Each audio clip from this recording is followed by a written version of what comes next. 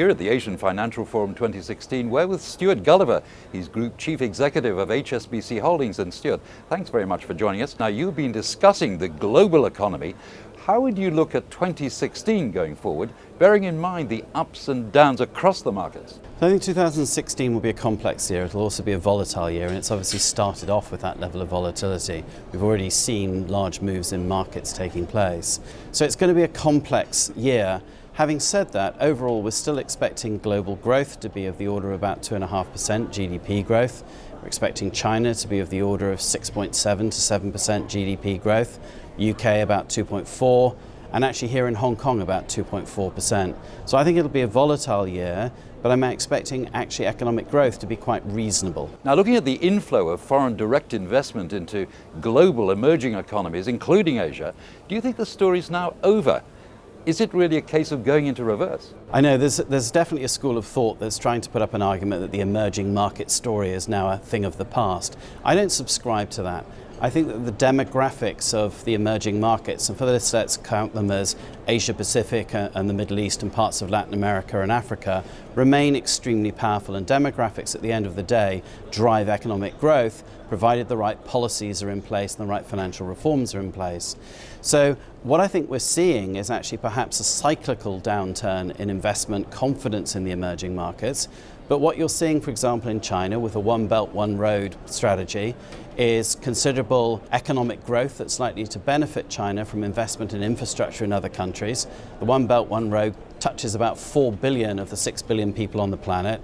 And meanwhile, domestically within China, China is moving from being a manufacturing-based economy into a service economy, which will create a lot more jobs than manufacturing does, and actually do so without the environmental damage that actually primary and secondary industry have created within China. So I don't think this is the end of the emerging market story at all. In fact, the emerging market story ends when those economies have emerged and actually become fully developed. Now, looking at China's Belt and Road Initiative going forward, how do you see that? And is HSBC particularly looking at this? It is something that we're specifically looking at because we have one of the top 5 infrastructure and project financing teams of any bank globally, and we spend a lot of time financing the emerging markets and financing exactly the kind of geographies in which the One Belt, One Road initiative will run through. And so we see great opportunities to work with the Asian Infrastructure Investment Bank and with various Chinese companies as actually that investment takes place, and indeed with the local partners in those countries. So this is a business opportunity that actually at HSBC we're quite heavily focused on. Now, people in Hong Kong are looking to see whether interest rates are going to rise inevitably because of the hikes in the United States. And I guess HSBC is going to be really in the middle of that decision, isn't it? I think as US rates rise, Hong Kong rates will automatically rise, because the way the Hong Kong dollar peg and the currency board works is Hong Kong effectively has a passive monetary policy. Its monetary policy is tied to that of the Federal Reserve. Now, we expect at HSBC the Fed to raise rates probably by another 2 lots of 25 basis points in 2016 and potentially another 2 lots of 25 basis points in 2017. Now, that level of rate rise Hong Kong can easily manage its way through. That is not a significant issue at all to Hong Kong, either its economy or indeed the property market. So you've been here and speaking at the Asian Financial Forum.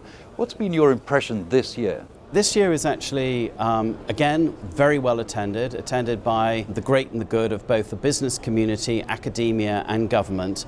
This is a very important conference that focuses Hong Kong as a leading international financial centre within the Asia-Pacific region. This has become one of those keynote conferences which we've always wished to attend and be represented at, because it brings together at the start of the year the key thinkers and, as I say, most importantly positions Hong Kong as a key financial centre within Asia.